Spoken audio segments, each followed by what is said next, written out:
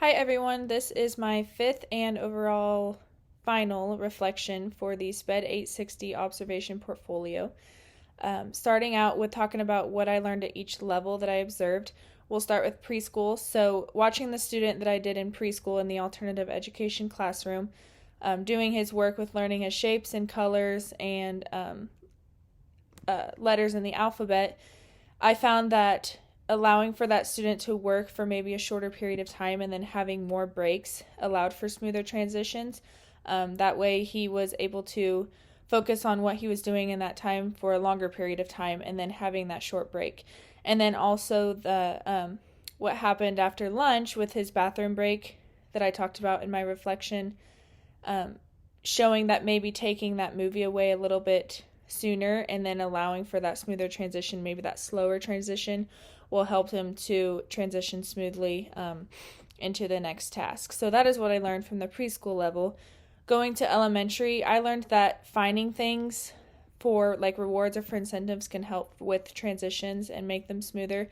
So for the student with his math time, he was able to really sit and focus on math because he knew that for his reward or his incentive, it was to play with the Legos. So he really enjoyed the Legos. He also had Hot Wheels cars that he really enjoyed. So that was something that he could look forward to, and that made that transition smoother from going to working into the break time. As far as middle school, I would say starting slow with transitions over a period of time and can make it easier for the big transition later on. So what I observed was that those middle school 8th graders going up to the high school, so that the transition when they do go next year would be easier. They started out in the second semester only going for maybe the morning or the afternoon time.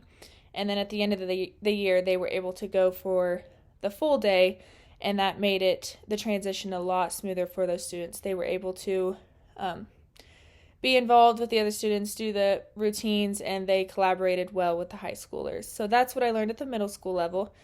And then at the high school level, I learned that keeping the classroom environment similar and just the language between the two teachers and the assistants going back and forth really helped those students to transition from going one class to another, since there were two classrooms for the high school with the big numbers. So that's what I noticed, is that they were able to transition smoothly from one class subject to another because the teachers were talking the same language, they had the same classroom environment, and they also had their support staff in there that they had maybe worked with previously in the other classroom. So that is what I learned from the high school level. Now going on to talking about the big takeaways that I did take away from observing in these 4 different levels.